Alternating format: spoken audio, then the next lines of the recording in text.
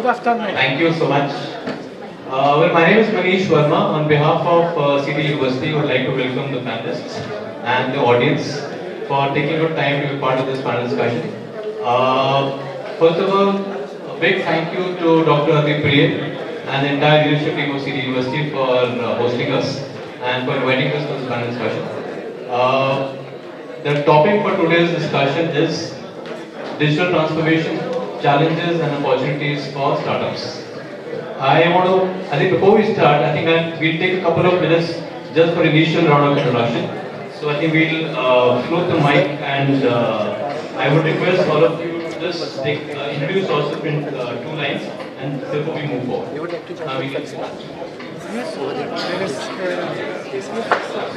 Hello everyone, myself Baljeet Kaur. I am a psychologist by profession and working as an entrepreneurship coach since 2007 and today representing Regional Center for Entrepreneurship Development, Chandigarh. Thank you. Very good afternoon to everyone. My name is Swati Goyal and now we are running a startup where we're giving metaverse solutions and we're creating an education-based metaverse that is true on the blockchain technology. So this particular, I think, panel is pretty much is close to my heart because we are in that verge of digital transformation. So, thank you. Hi, good afternoon everyone. I am Aditya S. Kapoor. I lead India operations of Startup Capital Limited. We are a venture studio for early stage startups. We handle them to scale big and grow better. Thank you. Hi, my name is Mandeep Singh. After 30 years of corporate experience, I am now a startup investor in about 150 startups over the last 7 years. I am board advisor to about 15 of them. I do mergers and acquisitions as a trained professional, and I'm also setting up a climate tech accelerator. So these are a few of the roles that I'm doing right now. Thank you. Good afternoon everyone. Ashish Mehta here from Innovation Mission Punjab, having 18 years of corporate experience, right now currently handling operations, events, HR, finance for Innovation Mission Punjab. Thank you. Hello everyone, good afternoon to all of you sitting over here. This is Mandeep Rao. I am from SBF Direct Limited. We are a consulting firm who provides consulting solutions to SMEs in the startup ecosystem. We are one of the partners for BSC for the SME IPO. We do a lot of work in the IPO segment. This is about us. Good afternoon everyone. I think I'm from a different field altogether. So I've been a chef for 20 years and got into a startup. I've done a startup in US and then I restaurant in Delhi. I've come back to Punjab and opened my own restaurant in Palm outside. So Very interesting. Hi, good afternoon everyone. This is Sibya Goyal. I am an engineer and an MBA, HR MBA graduate from MBA Gurgaon. Then launched an educational startup and scaled it up and sold it off to an academy based out of Ludhiana. And now we are working in the blockchain technology. I am the Chief Partnership Officer for Cruisefair India and we are bringing ICP blockchain to India, bringing the ecosystem for it. We have been working with a lot of universities, incubating a lot of startups, bringing the ecosystem of blockchain technology, which is still at a nascent stage in India, and working for the partnership with the industry. So looking forward to have a great discussion with all the fellow panelists here. Thank you.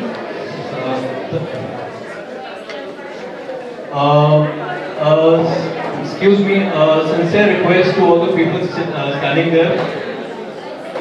Can we please lower our voices? Thank you so much. So thank you ladies and gentlemen for for a quick introduction. I think we've got a very healthy mix of individuals.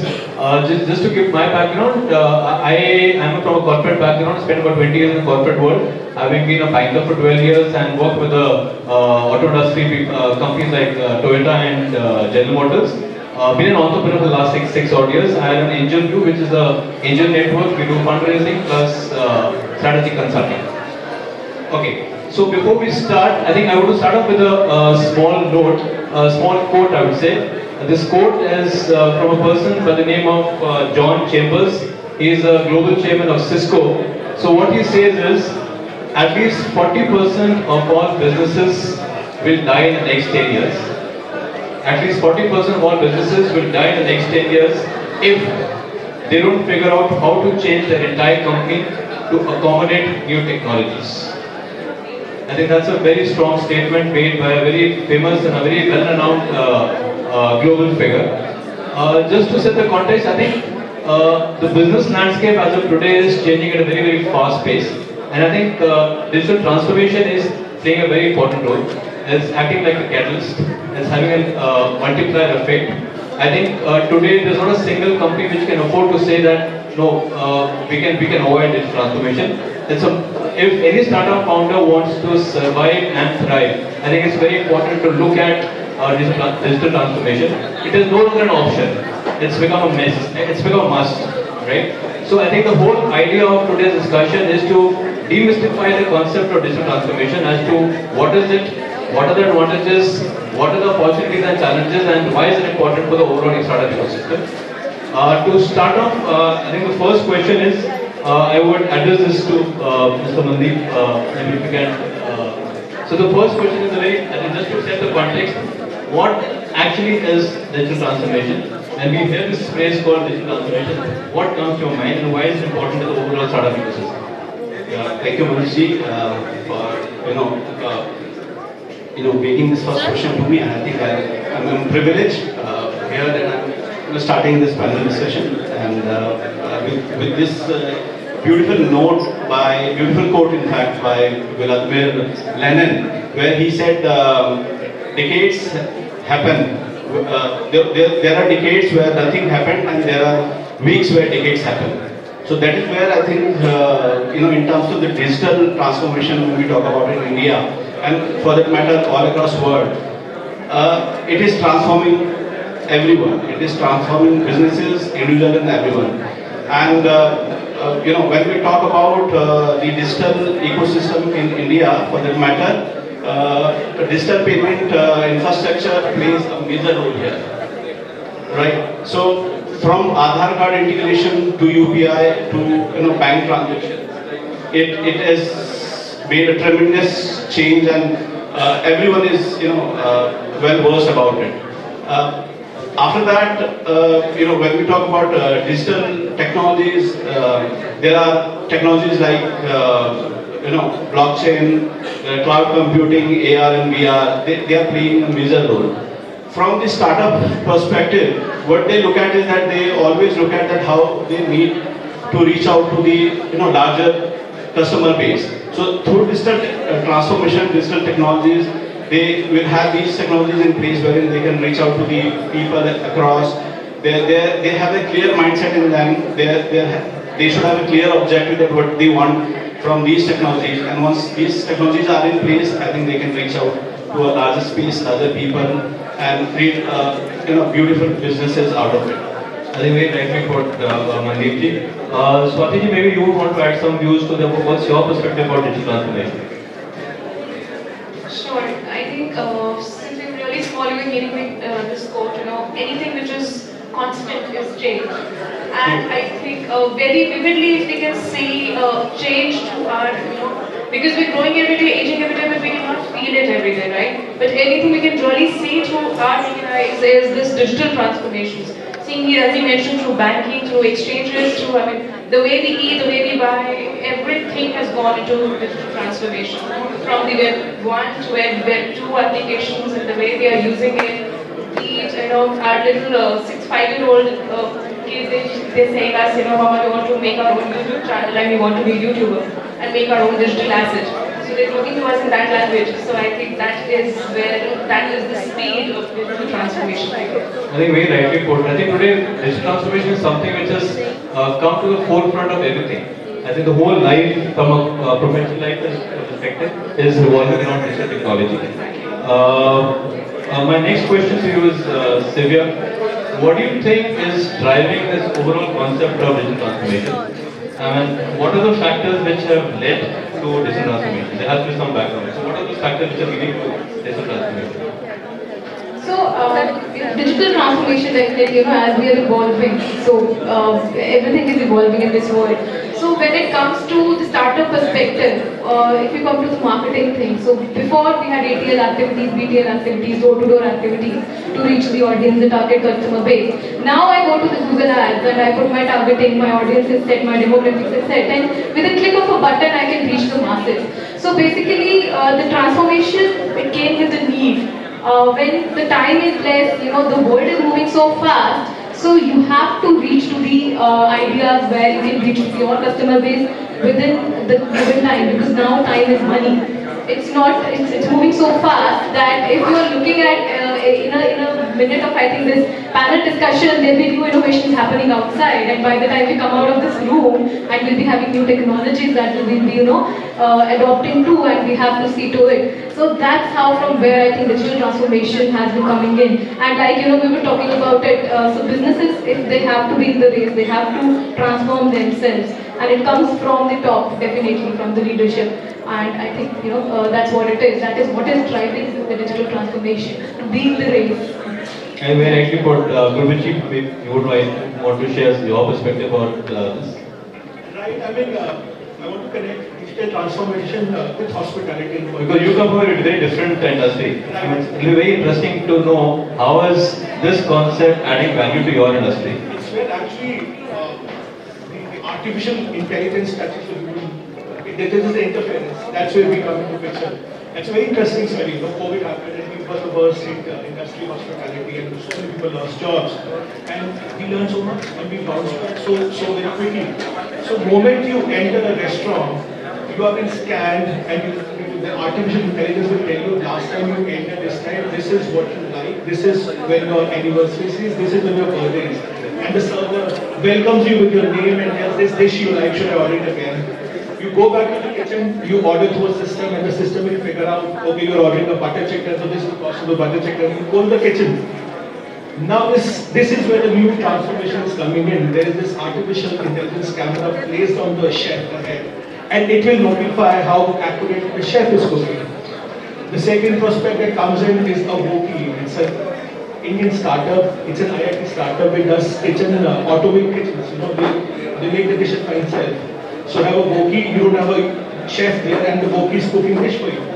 I always saw it on Discovery Channel, but I never realized somebody in Bangalore is making a dish, and one day I will digitalize making a butter chicken. So every time you come in, you make a butter chicken in 5 minutes, you know your cost, you know it's consistent, and you get the exact dish. So this becomes the back end. And from our perspective, how to grow this business now.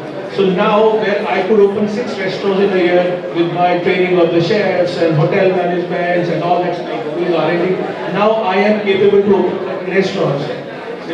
In a year. That's what KFC could do. That's what McDonald's could do. And that's how technology has made us smarter. You go to a Starbucks. I give live examples. This is all a day-to-day space. You go to a Starbucks and they'll ask your name and you feel very proud, and they shout out your name. Your coffee is ready, they shout, you feel good about it. From our perspective, when you see there are only 3 people running Starbucks, biggest Starbucks, there are 3 people running it. They will not step out from the bar, the coffee bar, to go outside. They save money. On the other hand, in the fine dine restaurant, you have 16 people working. Here, you have only 3 people working. So the economies can only work when you have digitalization.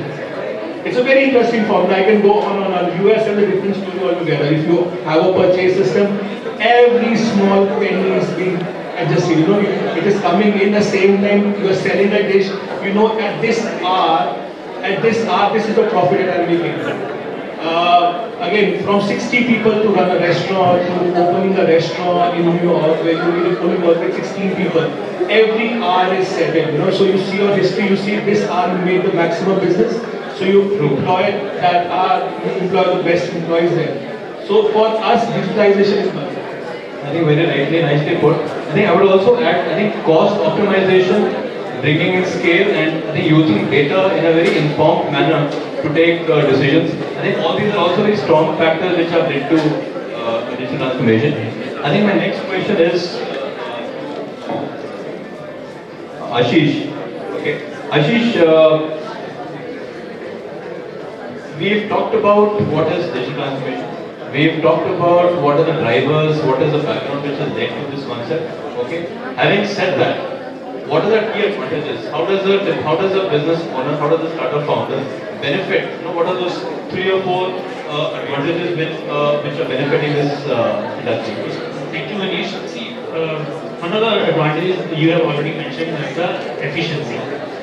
So in the context of the business, we are always looking for the efficiency in the processes, in the products, or in the every process procedures we have.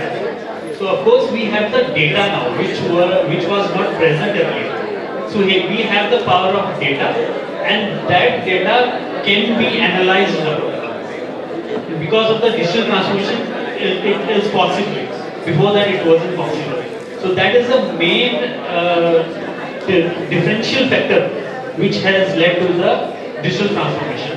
Of course, there are challenges like mindset. We have to overcome that as a major challenge I see. But to the business advantages, of course, the efficiency and of course the employee efficiency, and of course the second thing would be the cost. Because as a business, we are always looking for the cost effectiveness, whether it is the manpower, it could be the products. If we have a manufacturing line, the manufacturing line, if we are having error of 1%, 2%, that can be measured now. That can be, the process can be effectively implemented so that it has a better efficiency and of course the cost. Thank you, Ashish. Mandeep, I think my next question would be to you. What do you think are the broad opportunities and challenges in front of us? Because it's a very interesting journey. When a leadership of a business starts thinking about a new concept, they have to weigh the pros and cons of, from an overall perspective. So, what do you think are the broad opportunities and challenges while implementing digital transformation? So we are sitting in Ludhiana. Let me give you an example of a job that I picked up back in 1998, where the headquarters was in Mohali. I used to work for Spice Telecom, and we had branches in Ludhiana, Jalandhar, Patiala, so on and so forth. And in 1998, I used to work for Bank of America, where I had seen email in operation. Okay, email.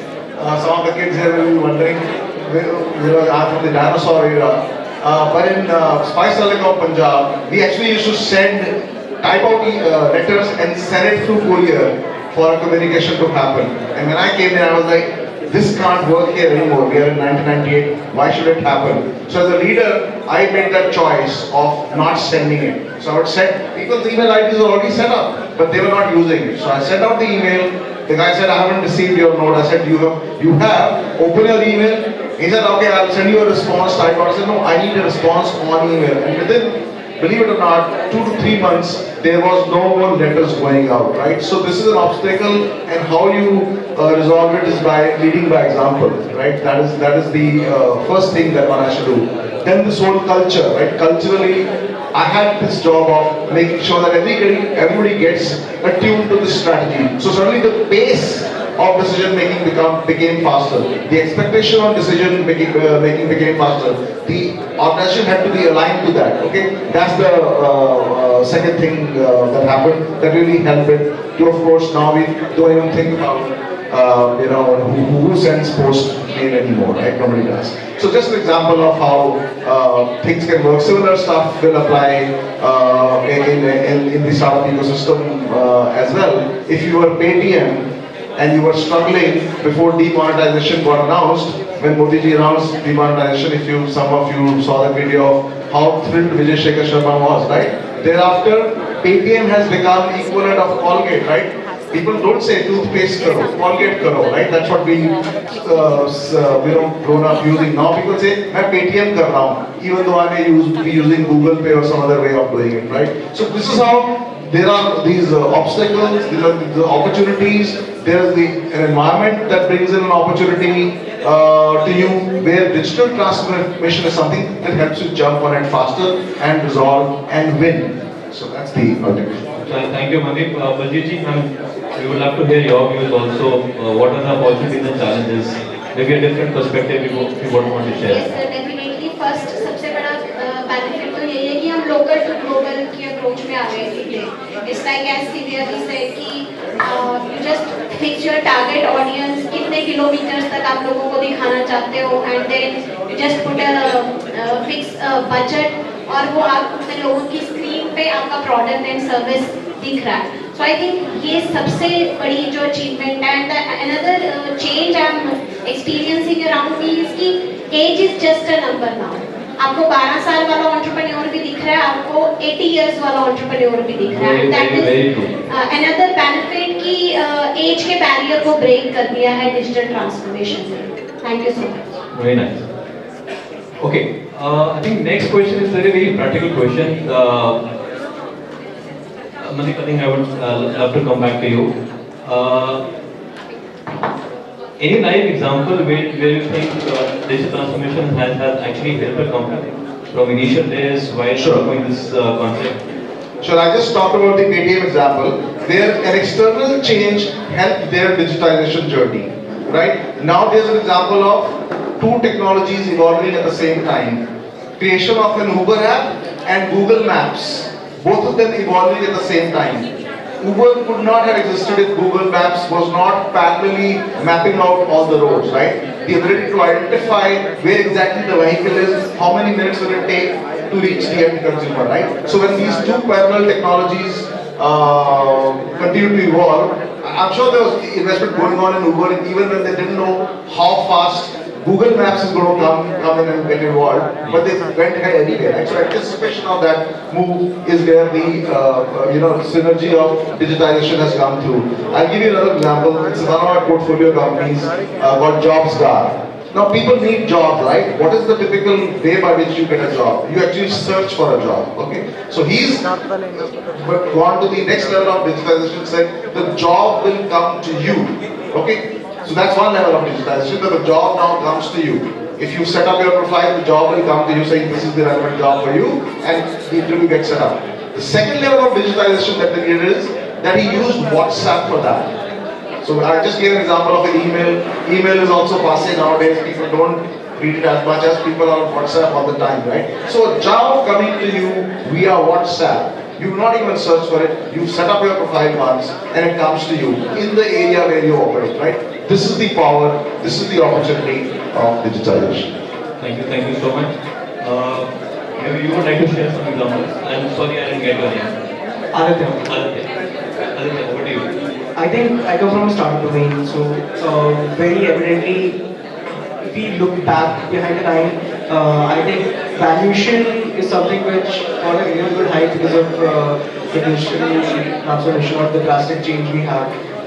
If I have to highlight something, intangible assets in consideration of the whole valuation game give a real good hype, and which played a real good role maybe on negative front or positive front, indeed depends on the POV, but that is something what the digitalization actually helped us. That's something which I Yeah, I think very nicely put.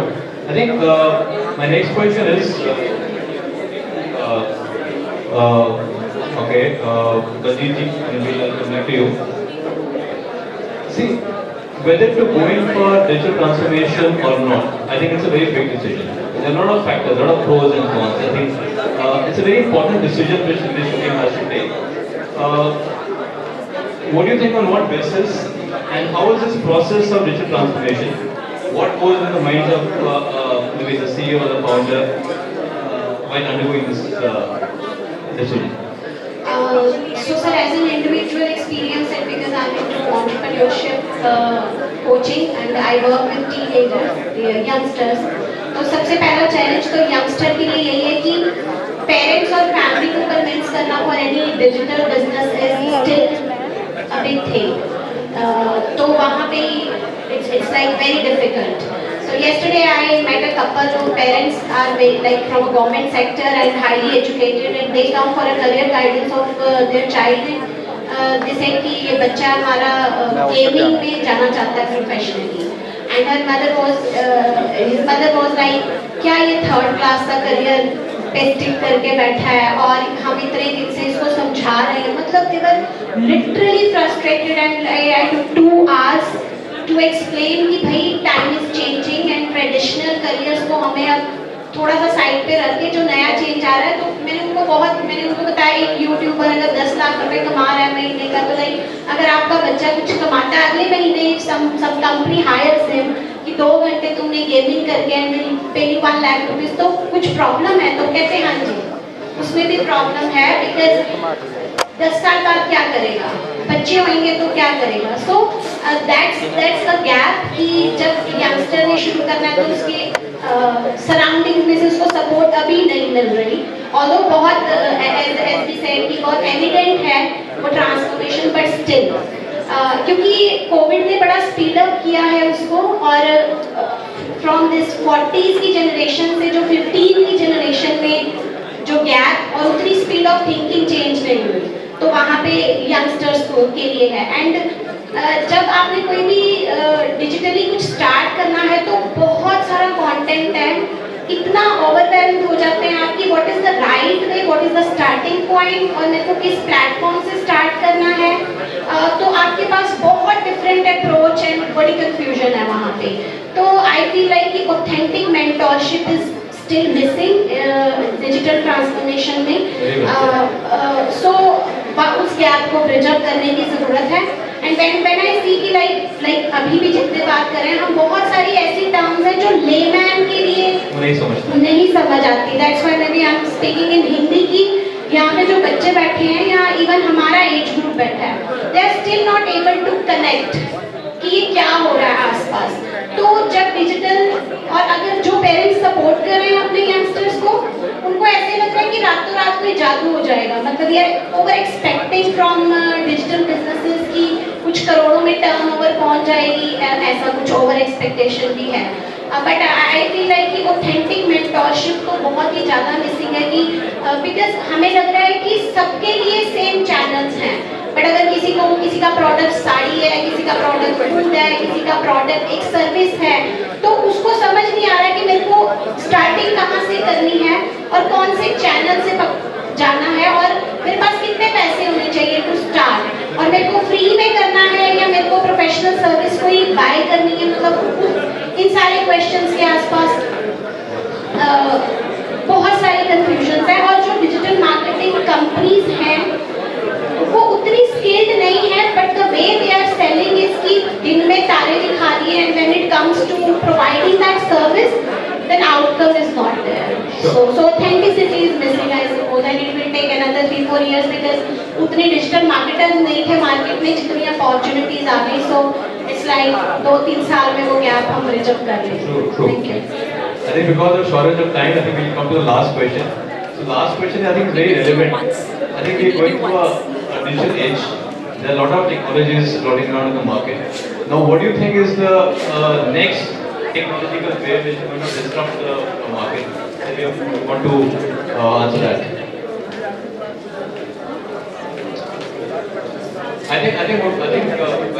So what we'll do is, since it's the last question, I think I would request all the panelists to share their views about which is that one specific technological wave which is going to hit the market in a big way. I think one technological wave, especially in Punjab, in fact, is not very well versed with is blockchain technology. I think Web3.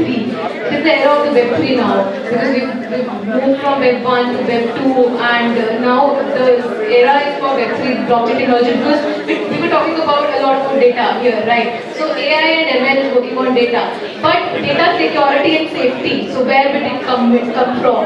So that is where the blockchain technology comes in from. So and the governments are moving to blockchain.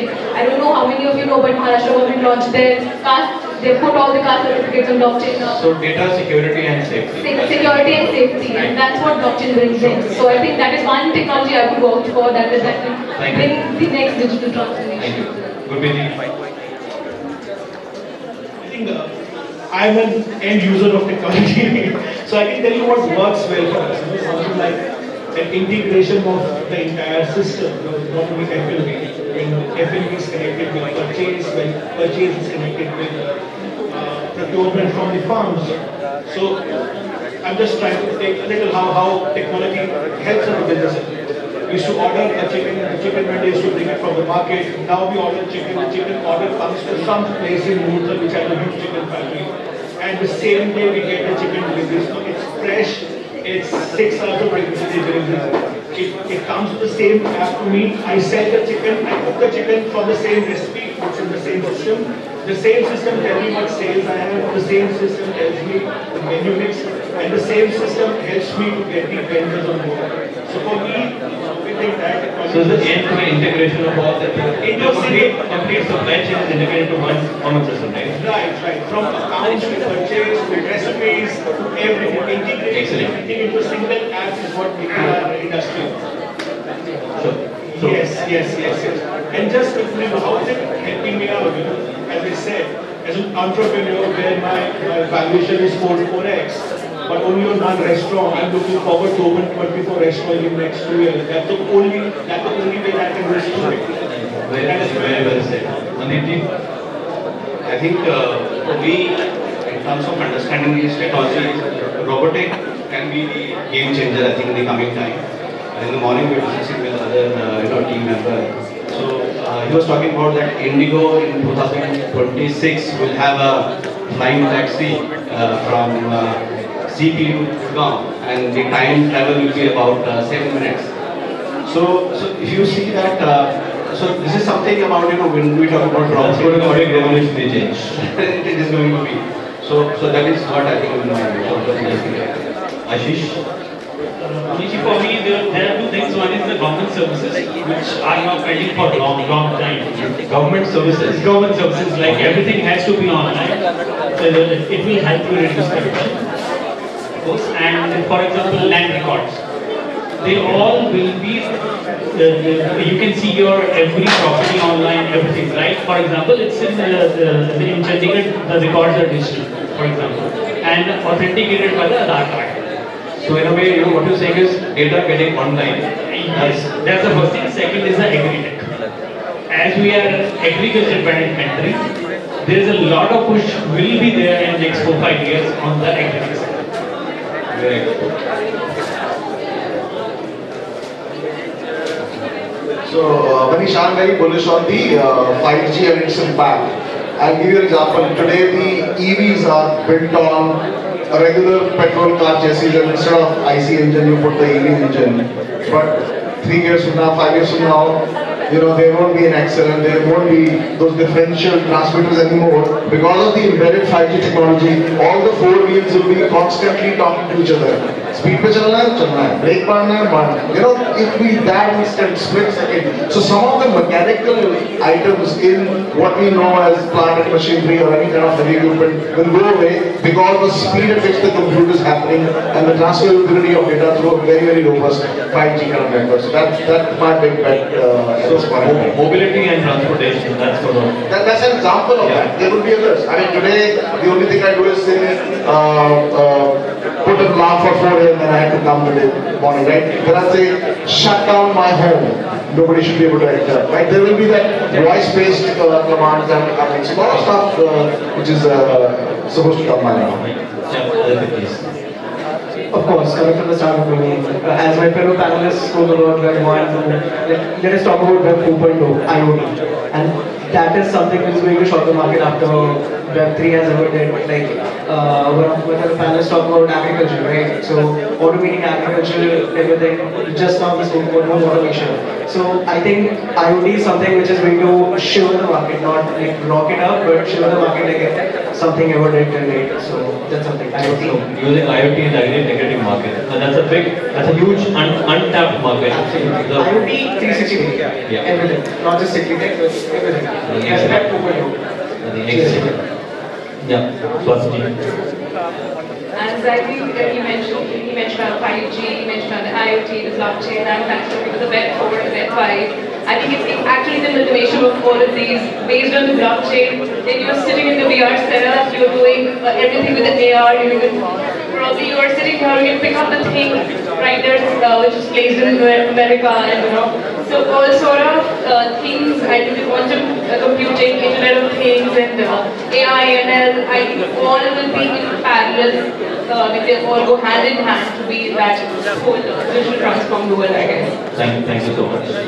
I think everything is covered. A big change I'm experiencing is कि youth बहुत speed से आगे आएगा and in next 5 years will break all the Very, very well. I mean like world के सारे records हम break कर देंगे because as Indians we have big potential. We are a country जहाँ पे सबसे ज़्यादा youth है, so I am feeling like कि youngsters आगे आएंगे अगर हम उनको सही hand holding and like universities like this, if they provide practical education, it will work more speedily. Thank you so much. Yeah, please.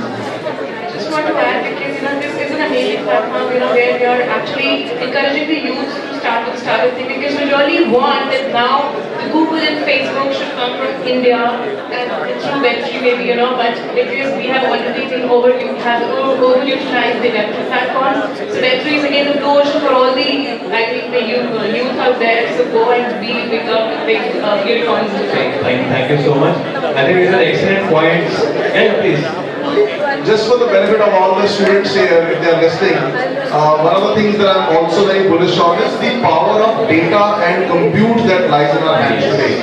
So basis that, a lot of revolution can happen. For example, today we don't know which part of the body, do we have cancer or not, and which part of the body we have cancer. There are going to be devices will come, just put your 2 fingers there, they will track it down to a biomarker and tell you, okay, you have a chance of lung cancer in the next 9 months, whatever, 3 days and 60 minutes. To that extent it can be, because you will have data.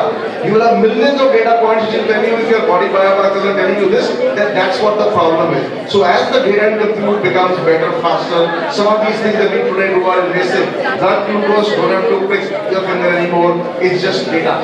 That will come out of a device that will identify biomarkers. So lot of stuff possible in usage of data and compute together. I think so in a way using data for in proper genetics biology. I think that's going to be a big revolutionary change. So thank you ladies and gentlemen. I think very excellent points shared by everybody. I think this is one topic. I think we can go on and on. There is no end to this. But because of shortage of time, I think I've been getting stares from the management. So thank you everybody for patiently listening to us. I think it was wonderful interacting with all of you. Thank you so much.